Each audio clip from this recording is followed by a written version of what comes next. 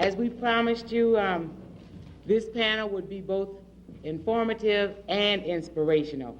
And so we won't take too much time to bring on our next panelist, who many of you know. I'll introduce him as Dr. Malefi Asante. He is the chair of the Department of African American Studies at Temple University, which has the first PhD program in African American Studies in a major university. He is also the author of Kemet, Afrocentricity and Knowledge.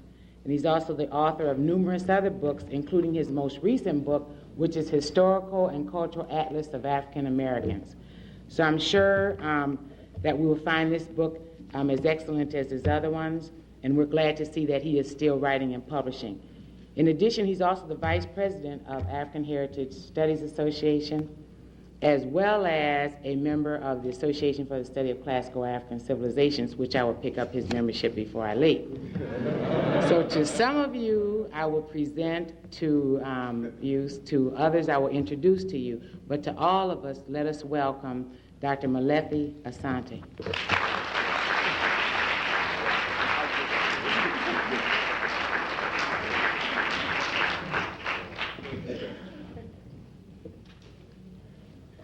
I want to thank Nzinga very much for her kindness, and I will pay my membership. Right. I also want to acknowledge all of my elders and also the young people who are here. I'm really happy to see so many young people. That's it's really great, wonderful. And to acknowledge, just in a minute, before I make my presentation, to acknowledge Sharshi McIntyre, who has been the president of HSA during a very difficult time in which I have been mainly involved with the PhD program at Temple. And she has single-handedly done a fantastic job, and I think we deserve to give her credit. She's very generous, but we need to recognize her for what she has done. If white scientists could do what they had done in the past, say in the 19th century, and they had been listening to Brother Scobe, they would have diagnosed him as having dysesthesia ethiopica. And? That was a disease that only black people had in the 19th century. The white scientists came up with a number of diseases that were specific to Africans. And one of these was dysesthesia ethiopica. It was whenever you found rascality in Africans who didn't want to accept the words of the master. And so I would think that Edward Scobe would be a good candidate. Now, they also had another one, which they called drapetomania. And drapetomania was the disease whenever an African decided to run away from enslavement. They said that was a sickness. Yeah. It wasn't that he or she wanted to run away and be free. They were ill. They had drapetomania, which was the flight from home madness.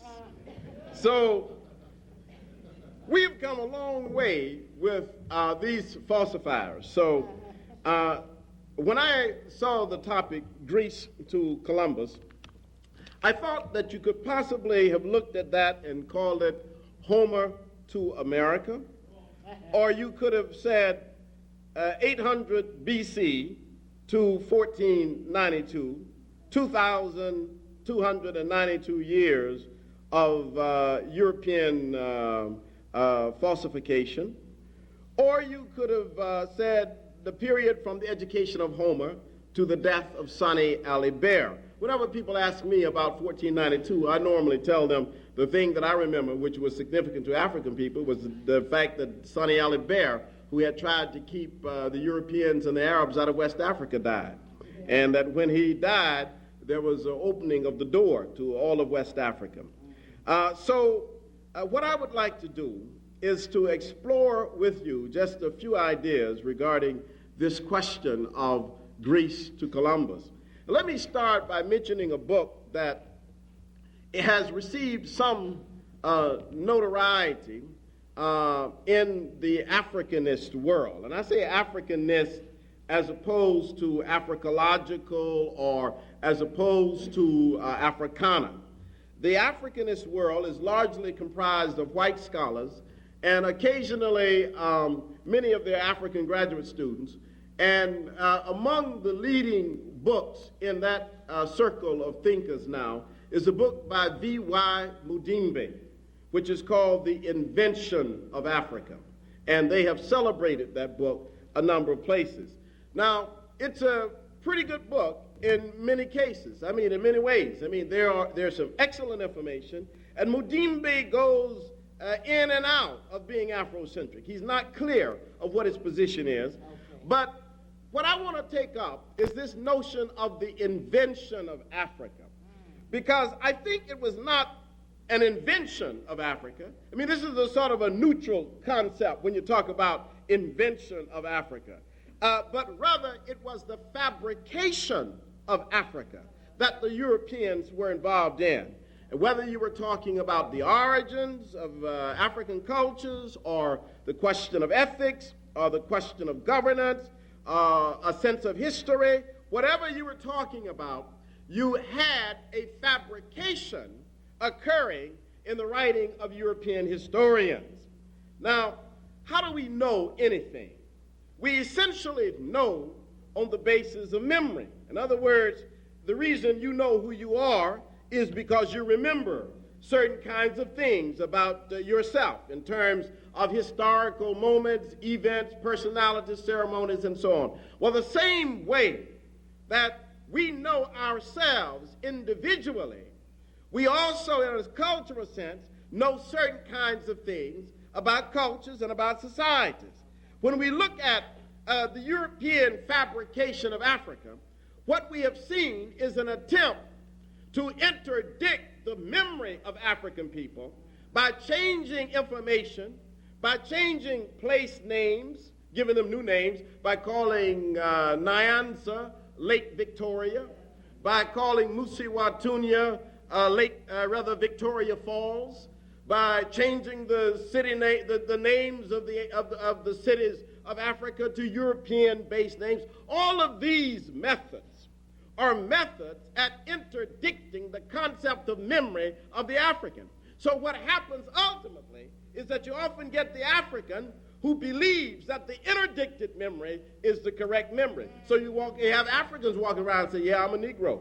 Or you have Africans walking around and say, yeah, I live in Stanleyville or Salisbury, as they did before those names were changed. And so what you have is a situation in which this crippled memory of Africa has been put forth as if it is a whole memory of a people, and it doesn't exist that way.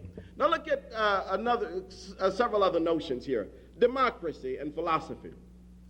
The other day, well, it was longer than the other day, but a few months ago, a reporter from the New York Times called me and asked me about the word democracy. He says, well, don't you think that democracy is a Western concept? I told him, no. I mean, who told you that? I don't think that democracy is a Western concept. In fact, I've never seen democracy in the West. But what